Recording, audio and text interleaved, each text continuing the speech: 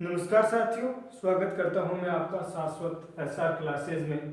एक बार फिर से अपन द्वितीय श्रेणी अध्यापक भर्ती परीक्षा विषय हिंदी के कहानियों के जो क्रम में अब तक अपने 3 कहानियां और उनके विभिन्न गहनतम बिंदुओं को जानने का प्रयास किया था। आज हम एक कहानी है उसने कहा था इस कहानी के बारे में जानेंगे और इस कहानी जो परीक्षा में संभावित प्रश्न है जो आ सकते हैं उस पर विचार करेंगे। चलिए, सबसे पहले हम इस कहानी के जो लेखक है चंद्रधर शर्मा गुलेरी जी, उनके बारे में थोड़ा परिचय जान लेते हैं। तो इस कहानी के लेखक श्री चंद्रधर शर्मा गुलेरी जी है और इनका जन्म जुलाई 1883 ईस्वी में हिमाचल प्रदेश के कांगड़ा जिले के गुलेर गांव में हुआ था। और गुलेर गांव में होने की वजह से इनका जो सरनेम है गुलेरी इनके नाम के आगे लगता है। इनका अधिकांश समय जयपुर में बीता है। इसका मतलब यह है कि इनकी कर्मस्थली राजस्थान रहा है और इन्होंने मात्र 3 कहानियां लिखी है। सुखमय जीवन 1911, बुद्धू का कांटा 1915 और उसने कहा था 1915। और इन 3 कहानियों के आधार पे 3 कहानियों के दम पर ही उन्होंने हिंदी कहानी में अपनी एक अमिट छाप छोड़ी है। और सबसे बड़ी बात यह है कि ये जो कहानी है उसने कहा था, ये कालजयी हिंदी की कालजयी कहानियों में इसका महत्वपूर्ण स्थान आता है। और इसको अंग्रेजी में कहे तो टाइमलेस कहानी कहा जाता है। टाइमलेस स्टोरी वो कहानियाँ होती है जो अपने काल वातावरण परिस्थितियां इससे बहुत ऊपर उठ चुकी होती है। यानी ये सार्वजनीन हर युग में अपना महत्व रखने वाली कहानियों में से एक कहानी है। और 1915 में ये हिंदी की जो प्रसिद्ध पत्रिका है सरस्वती पत्रिका में इसका प्रकाशन हुआ था, उसने कहा था। तो अब अपन इस कहानी के बारे में और इसके जो सारांश के बारे में जानेंगे। कहानी का सारांश है कि कहानी का प्रारंभ पंजाब के अमृतसर नगर के चौक बाजार में एक 8 वर्षीय सिख बालिका, जिसका बाद में नाम ये होरा मिलता है, और एक 12 वर्षीय बालक के बीच बातचीत से होता है। दोनों आपस में बातचीत कर रहे होते हैं। बालिका की उम्र 8 वर्ष और बालक की उम्र 12 वर्ष होती है। दोनों सिख समुदाय से आते हैं। दोनों अपने मामा के यहाँ आए हुए हैं और बाजार में उनका मिलन होता है, उनकी बातचीत होती है, मुलाकात होती है। तो जैसे बच्चे आपस में बातचीत करते समय आपस में बात करते हैं तो पूछते हैं, उसमें से एक सवाल बालक पूछता है, तेरी कुड़माई यानी सगाई हो गई क्या? कुड़माई का मतलब होता है सगाई हो गई। तो उसके बाद में वो दत्त ऐसे कहती है, दत्त यानी तूने एक ऐसा सवाल पूछ लिया, उससे वो हंसी मजाक समझती है।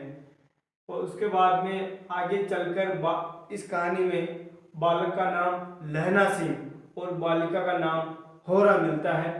और इस घटना के ये जो कहानी का प्रथम भाग होता है, वैसे इस कहानी में कुल 4 भाग हैं। और इस कहानी के इस भाग के पहले भाग के तुरंत बाद जो भाग 2 आता है, उस भाग 2 में आगे ये लिखा मिलता है कि 25 वर्ष बाद कहानी का दूसरा भाग शुरू होता है। यानी 25 का मतलब वो जो लड़की होती है 29 साल की हो गई होगी और वो जो लड़का है वो 12 साल पहले का, और 25 साल ये 12 और 25 देख लो आप 37 वर्ष का वो हो गया होगा। तो इसके बाद इसके हिसाब से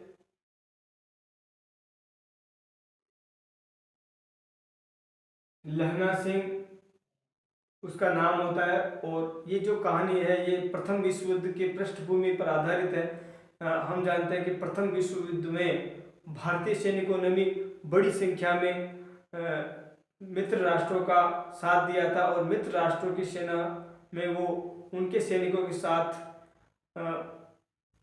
यूरोप की भूमि पर लड़े थे। तो उसी क्रम में ये कहानी का एक हिस्सा है। और उसके बाद में उसका एक पद है 77 राइफल्स में, वो एक जमादार के पद पे है लहना सिंह।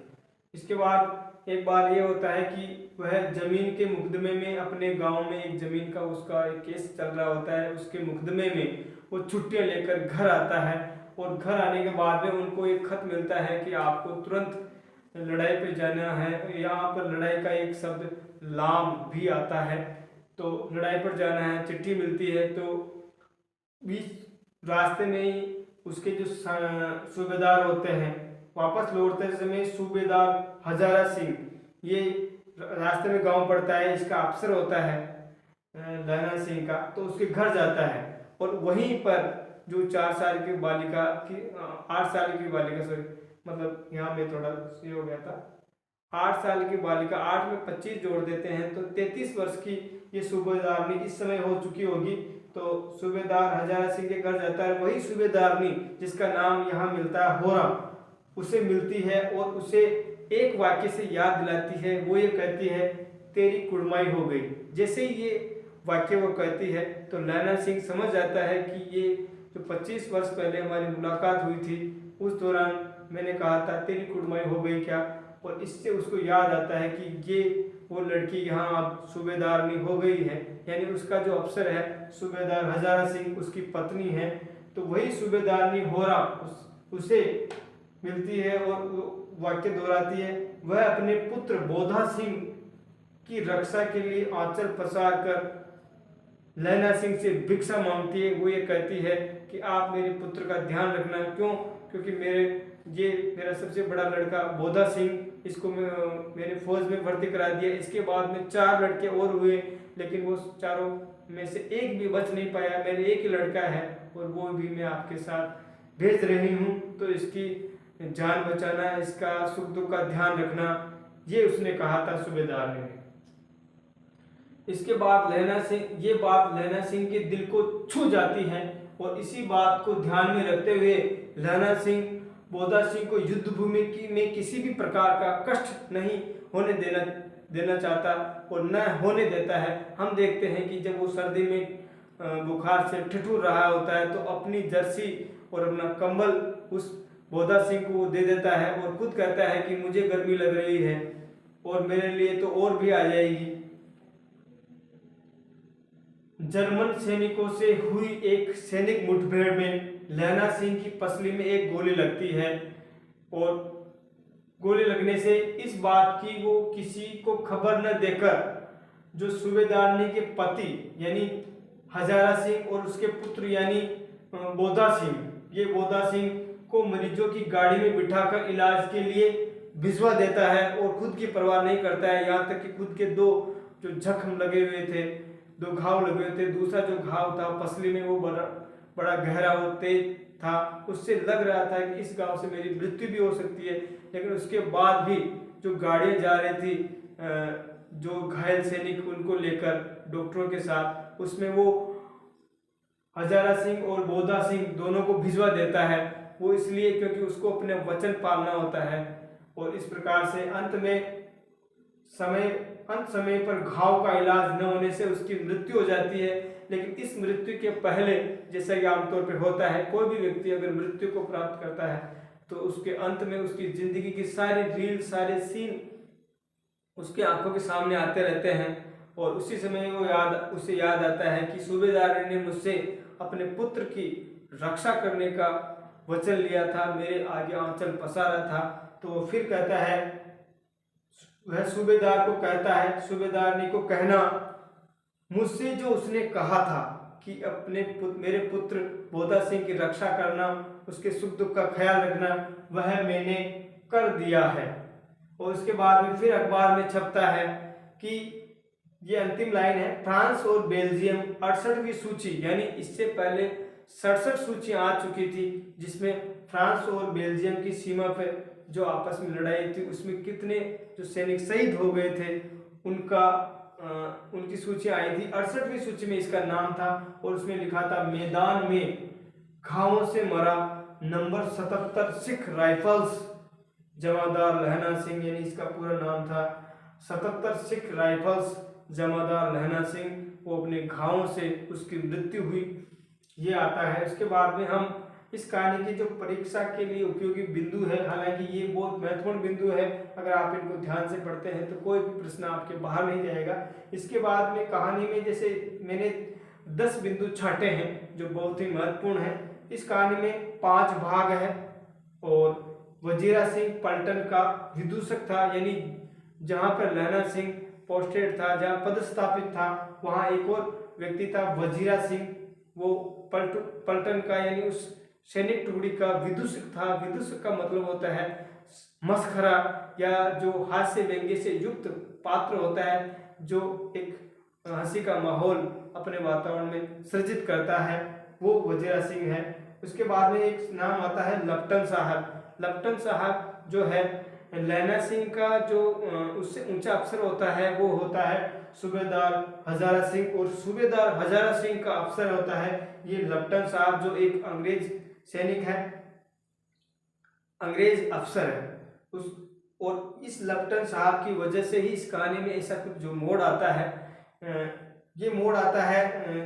यहाँ पहले अपन देख लेते हैं, सूबेदार हजारा सिंह से बड़ा सैनिक अफसर था, और ये लपटन साहब कहानी के भाग 4 में आते हैं और सूबेदार हजारा सिंह को कहते हैं कि अपने 10 सैनिकों को आप यहीं छोड़ जाओ, बाकी सैनिकों को लेके वहाँ एक जगह बताता है कि वहाँ पर हमें चारों तरफ से घेर लिया है, वहाँ जाकर आप मोर्चा संभालिए।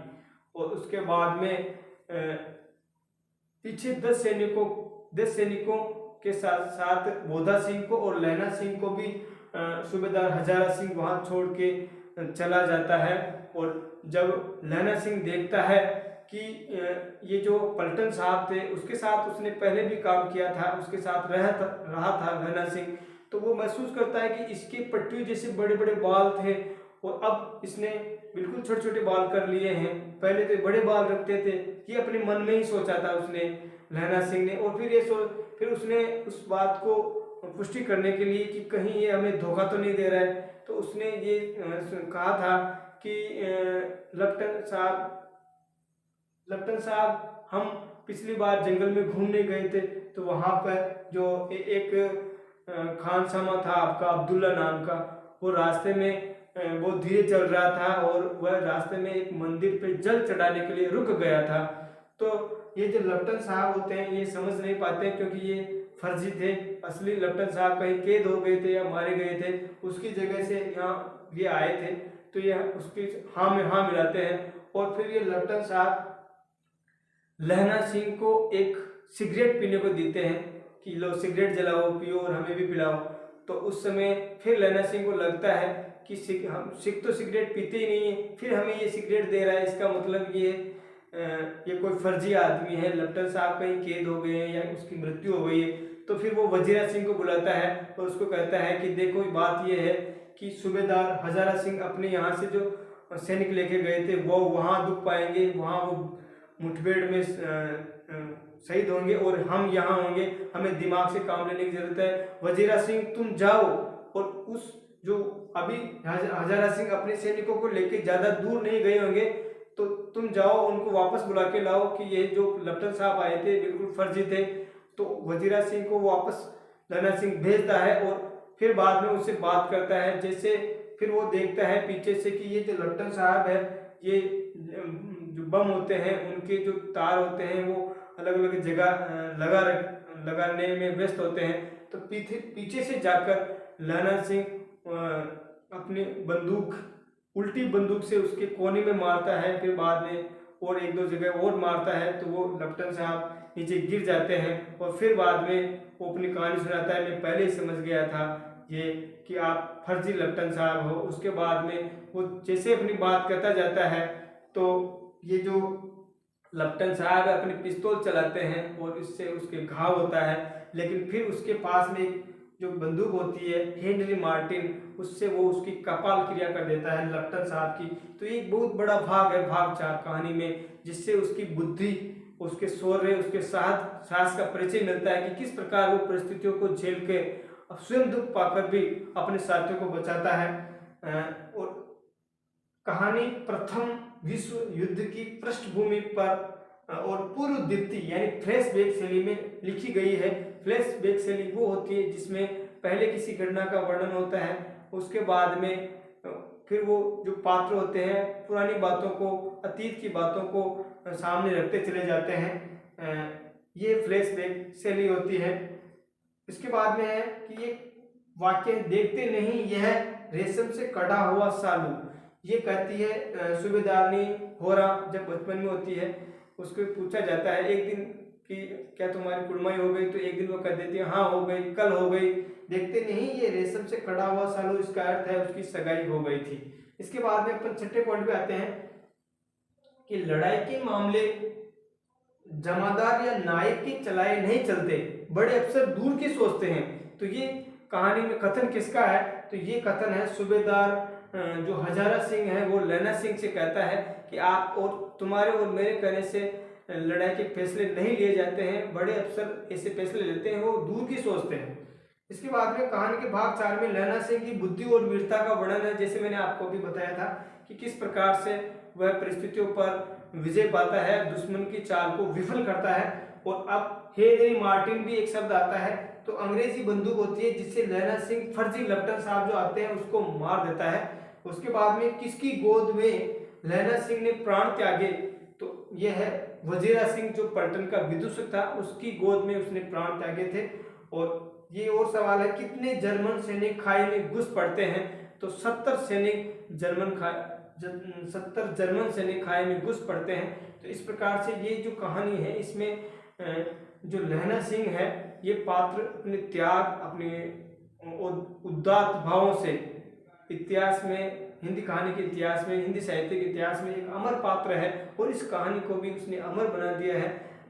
किस प्रकार से वो अपने बचपन में जो उसकी प्रेमिका थी उसकी बात को और उसके वचन की पालना करने के लिए, रक्षा करने के लिए अपने प्राणों की आहुति देता है। इस प्रकार से इस कहानी में उसने कहा था, यानी सूबेदारनी ने कहा था कि मेरे पुत्र की आप रक्षा करना, इसका बचाव करना, ये उसने कहा था। और इस कहानी को, इस बात को, इस प्रण को अंतिम समय तक अपनी जान देकर पालता है।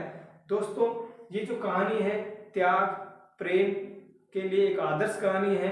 ऐसे ही आप एक और जो अपने सिलेबस में है अभी, तो एक और कहानी है कोसी का घटवार, वो कहानी लिखी है शेखर जोशी जी ने।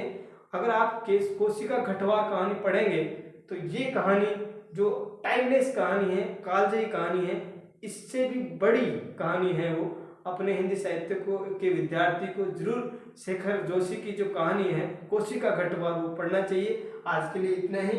इस कहानी इस बिंदुओं को जानने के बाद में हमारा कोई बिंदु अछूता नहीं रहेगा, हम आराम से इस कहानी के सारे प्रश्नों का जवाब दे पाएंगे। और साथ में ही अब ये जो 4 कहानियां हैं उस 4 कहानियों को मैंने आपको समझा दिया है। अब आगे अपन लहरों के राजहंस नाटक पर चर्चा करेंगे। आशा करता हूं कि ये वीडियो आपको पसंद आएगा। धन्यवाद।